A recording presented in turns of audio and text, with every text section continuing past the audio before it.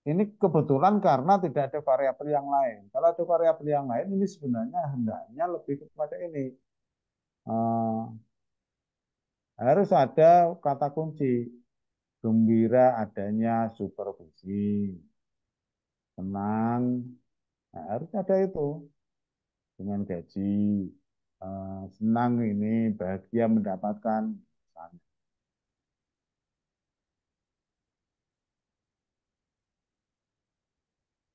Nih, misalnya bahagia mendapatkan promosi. Itu kan bentuk-bentuk hmm,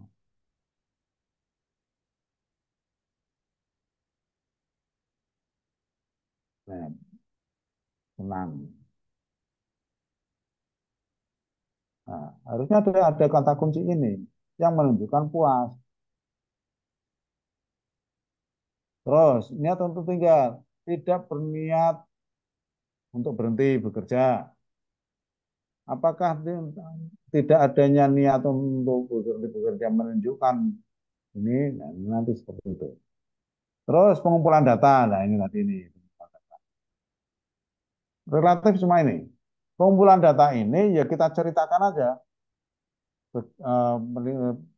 Lokasinya mungkin di mana, mungkin mulai dari lokasinya, eh, waktunya berapa lama, cara mendapatkan data menggunakan apa, penyebarannya pakai apa, yang terjadi bagaimana, dan seterusnya. Itu ceritakan.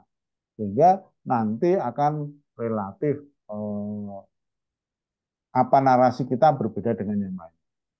Metode analisis ini juga yang penting-penting saja. Artinya kalau memang eh, itu sudah merupakan hal yang umum, yang sudah diketahui secara umum, nggak usah dimunculkan. Hasil, hasil itu nanti relatif tinggal diikuti. Biasanya yang pertama itu terkait dengan respondennya, kalau itu menggunakan data ini. Kalau tidak respondennya berarti nanti ada tentang datanya. Terus kalau yang pakai kuesioner biasanya pasti ada yang namanya uji instrumen. Terserah mau pakai apa. Kalau pakai SPSS berarti ada eh, nilai R hitung, corrected total corrected item total correlation dan gelombang alfa misalnya. Nah, disarankan ini mungkin kalau di tesis itu X1, X2, X3. Tapi kalau ketika kita membuat ini apa menjadi dalam jurnal, alangkah lebih eloknya ketika khususnya di jurnal ini ya. Ini harus bukan simbolnya. Kenapa? Ketika simbolnya itu nanti responden, pembaca itu nanti harus berpikir lagi. Misalnya kepemimpinan sosial itu X, indikator satu adalah X11, gitu kan. Jadi akan seperti itu. Jadi langsung aja bahwa indikatornya apa sih? Pemimpin menjadi bagian dari yang dibikin, mengutamakan kepentingan bersama. Sebenarnya indikator yang di atas ini kan, indikator yang ada di atas ini sebenarnya bisa bisa aja sama dengan ini, langsung sama dengan ini ketika di jurnal. Karena di jurnal itu indikatornya sudah menunjukkan arah yang mana. Terus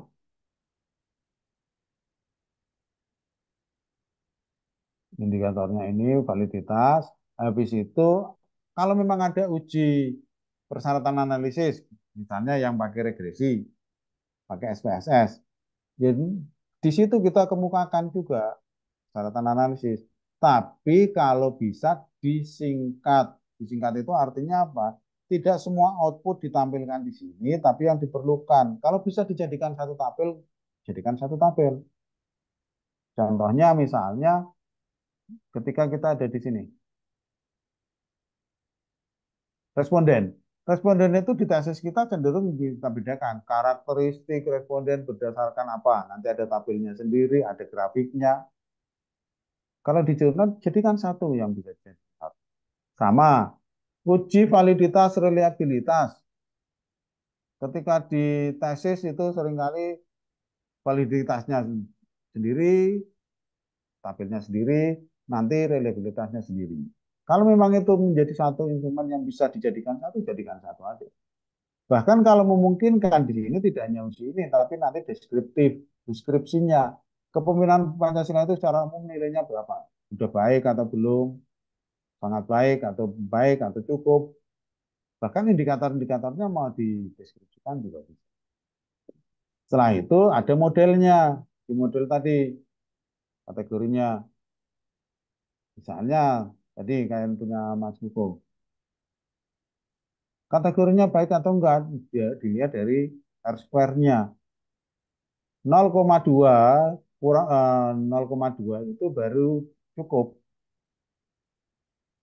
0,2. Apalagi kalau tadi Mas Hukum 0,0 sekian. Kalau 0,05 itu kan bukan untuk kategori ini, tapi untuk pengujian hipotesis. Oke, dikatakan bahwa ini termasuk yang bagus misalnya, tampilkan gambarnya, terus sini hasil akhirnya seperti apa? Hasil akhir ini juga tidak harus berupa, bahkan disarankan itu bukan dari outputnya mungkin ada jadi beberapa ini. Kalau di sini langsung ringkasan dari hasilnya. Jadi tidak semua angka yang dari output itu kita masukkan ke sini, enggak harus. Ini contohnya. Pembahasan. Pembahasan itu ya sama dengan yang tadi di atas, konsep pikirnya. Pembahasan itu intinya adalah yang yang pertama, ringkasan dari hasil penelitian. Ringkasan ini nanti sama dengan di pembahasan kita di tesis. Isinya apa?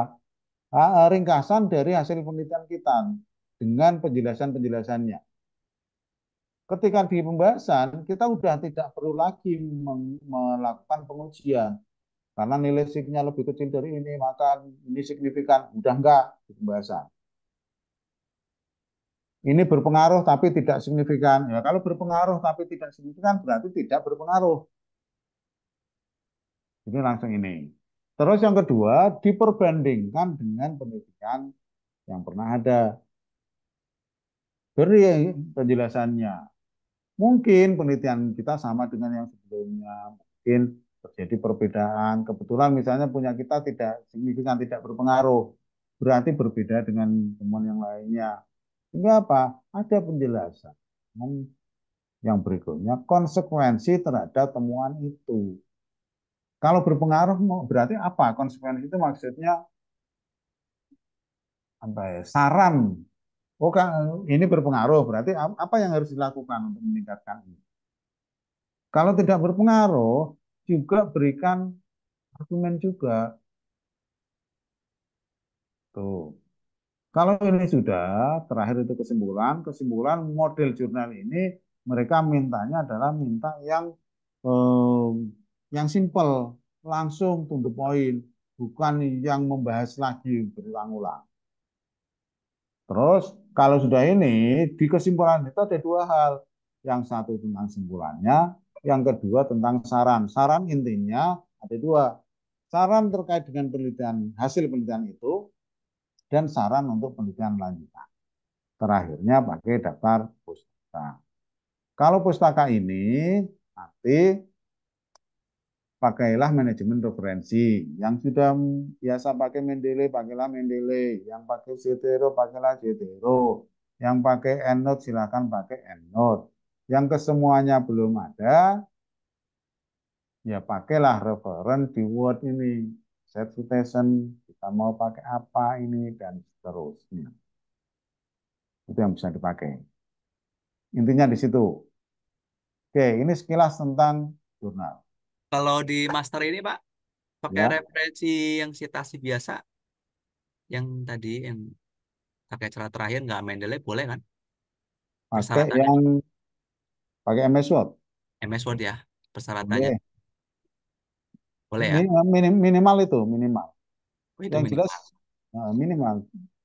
Sehingga eh, intinya sebenarnya mau pakai Mendeley mau pakai apapun kan sama-sama manajemen referensi. Ini kan Ya, manajemen referensi. Ketika manajemen referensi itu maksudnya apa?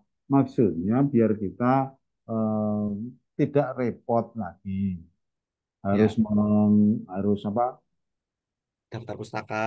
Daftar pustaka, mana yang harus miring, metodenya apa dan seterusnya. Dan ketika manajemen referensi itu misalnya saya tadinya bikin jurnal pakai format master. Ternyata besok saya mau alihkan ke jurnal yang lain. Oh, berat. Kadang-kadang kan manajemen referensinya itu beda stylenya. Kalau misalnya yang umum itu pakai apa misalnya. Tapi kan ada juga yang mintanya itu pakai Harvard. Minimal kalau pakai ini kan kita bisa. Oh ini kita tadi pakainya apa. Tapi kita akan rubah. Bukan pakai apa tapi pakai Chicago. Model Chicago. Kan udah berbeda. Nih, bedanya di mana? Ini apa?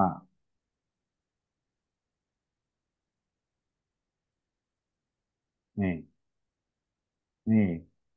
Dannya pakai tanda dan. Kalau Chicago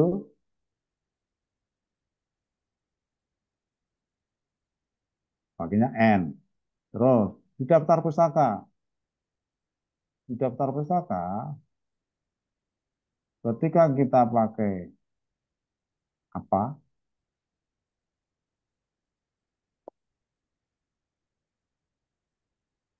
Nih, ketika pakai apa ini tahunnya itu ada di dalam kurung. Kalau pakai Chicago,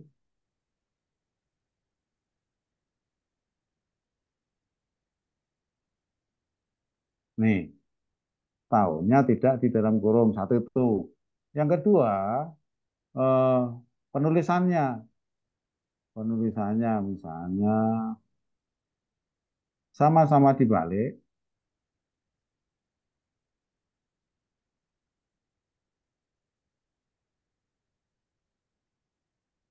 misalnya sama-sama dibalik ini misalnya nama saya. Penulis pertama namanya dibalik. Penulis kedua namanya utuh. Kalau pakai jago. Kalau pakai apa?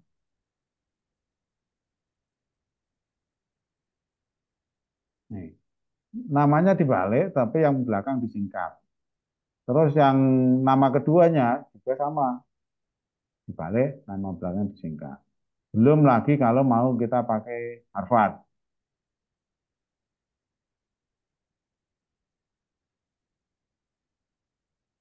Ini misalnya ini dan seterusnya. Atau kita mau pakai IEEE.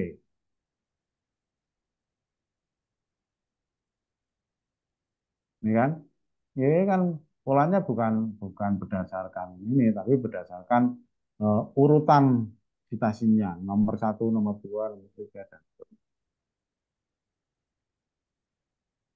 dan penulisannya nanti kita harus jeli ketika kita menulis, mensitasi. Contohnya misalnya ketika kita misalnya berbicara bahwa, nah membuat citasi itu tidak harus di belakang. Ini contoh yang di tengah. Penelitian ini sejalan dengan penelitian yang menyatakan bahwa kemungkinan memberikan pengaruh positif terhadap kepuasan kerja. Penelitiannya siapa itu? Ini juga referensinya tidak harus cuma satu doang. Ini kebetulan ada di mana seorang pemimpin harus mampu membangkitkan kepuasan kerja karyawannya dengan memberikan motivasi dan menjalin bersama yang baik dengan karyawan. Penelitian ini juga sedangkan dengan penelitian lain. Nah, intinya sebenarnya gini, ketika membuat citasi, kalimat kita itu, ini citasi ya, kalimat kita itu sebenarnya ketika citasinya itu tidak dianggap Ini misalnya ketika citasinya nggak dianggap, kalimatnya itu tetap nyambung. Contohnya yang nggak nyambung. Penelitian ini sudah sejalan dengan penelitian, nah ini, yang dilakukan oleh, ada kan yang seperti ini biasanya, oleh Supriyanto 2016. Ini kalau dalam kurung itu dihapus, kalimatnya nggak nyambung. Dilakukan oleh kepemimpinan. Nah, kalau memang menggunakan kata sambung ini nanti ini harusnya penulisannya karena oleh berarti nama orang. Nah,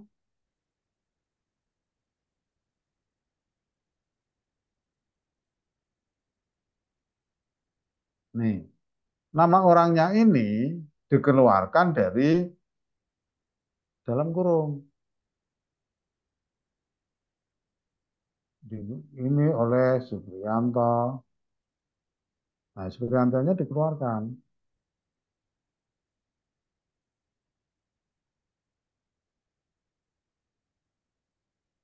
Nih, jadi akan seperti ini.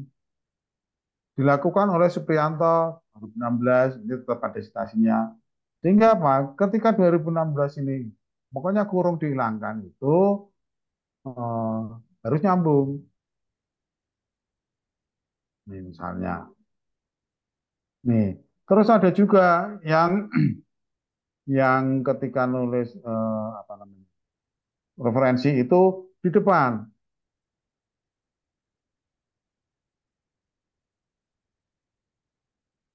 Ini misalnya. Ada yang seperti ini. Dewi dan Yuri dalam penelitiannya menyatakan misalnya. Ya kalau memang seperti ini atau langsung Dewi dan Sisi menyatakan misalnya. Ya kalau memang seperti ini nanti nama orangnya itu juga harus dikeluarkan dari dalam kurung. Nggak boleh di depan itu ada dalam. Itu teknis saja, teknis ketika kita membuat kalimat terkait dengan citasi. Intinya, tepat atau enggaknya citasi dilakukan itu, kalimat itu ketika dalam kurungnya dihilangin, tidak kita baca, berarti kalimatnya masih nyambung. Itu secara umum. Oke,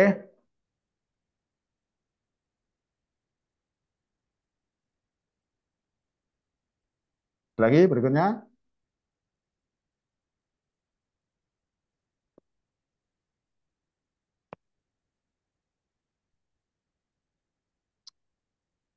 Oke, Pak. Udah cukup pusing? Pusing.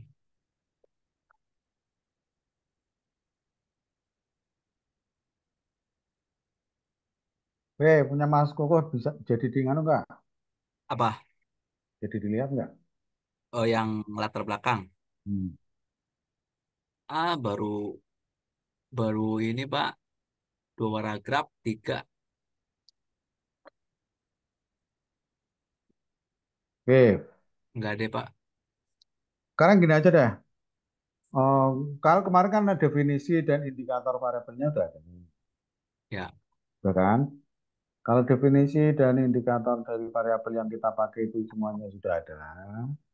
Silakan mulai apa? Dari indikator itu buatlah kuesioner.